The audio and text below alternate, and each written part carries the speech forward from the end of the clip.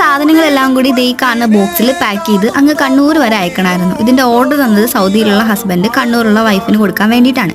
അപ്പോൾ ഈ ബോക്സിൽ കാണുന്ന ഈ തെർമോക്കോളൊക്കെ സ്റ്റെപ്പ് ബൈ സ്റ്റെപ്പായിട്ട് കട്ട് ചെയ്ത് എല്ലാം സെറ്റാക്കി തന്നത് എൻ്റെ അച്ഛനാണ്. വാച്ചായിരുന്നു ആദ്യം ഉണ്ടായിരുന്നത്. വാച്ചൊക്കെ എൻ്റെ ഇഷ്ടത്തിന് വാങ്ങി വെച്ചോളാനാണ് പറഞ്ഞിട്ടുണ്ടായിരുന്നത്.